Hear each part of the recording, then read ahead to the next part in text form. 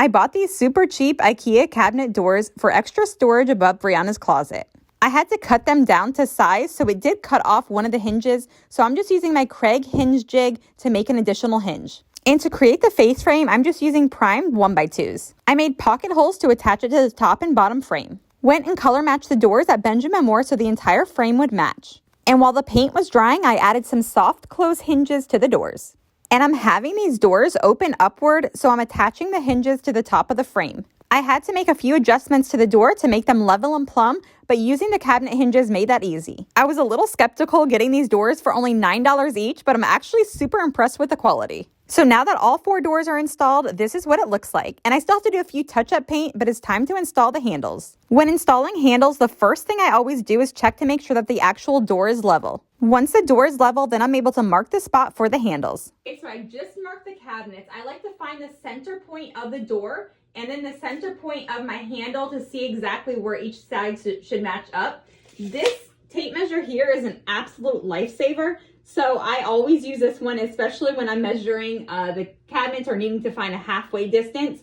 So on here, you're going to see that it has the main number marked, the main measurement. And then right underneath it, it's going to show you exactly what half is. So there's no like second guessing or trying to figuring out on your head. Obviously, some of the measurements would be easy, but when you're getting into some of the, fractions and that sort of thing, instead of second guessing yourself, so 9 1/4, it automatically tells you right underneath here that it's 4 5/8. It just makes the entire process like a lot quicker with it already having it on there. So you're not having to, figure it out or second guess in your head. So I've marked on here the center point, and then I've also marked the 2 points on the end. And then I use my level just to make sure everything's completely level across. One of the important things too is to make sure that your actual cabinet door is level from the very beginning, or else you might have a door that is not level, but then your handles are. So if you ever were to adjust that and make your door level, now your handle's going to get off. Be off. So I like to make sure that the door is completely level first and then do the rest of the steps.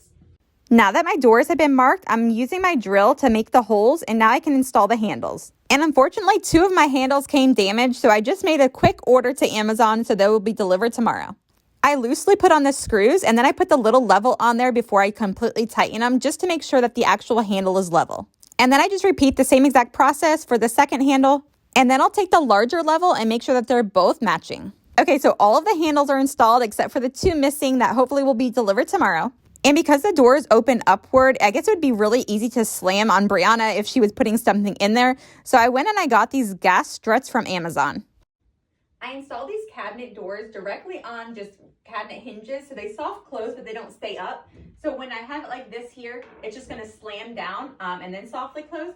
So I bought these gas struts from Amazon. Super easy to install and definitely worth it. So now when you open it up, it'll actually just open up by itself pretty much. And then when you close it, it's still going to softly close. But that way she'll be able to put whatever she wants up here without it slamming or anything on her. And I ended up putting only 1 on each one of the doors. I still have this one here to do, but it makes such a difference and it's like really cheap. Here's what it currently looks like. I still have to install those 2 handles that came damaged, and then also put another coat of paint on the frame and touch up paint on the shiplap and doors.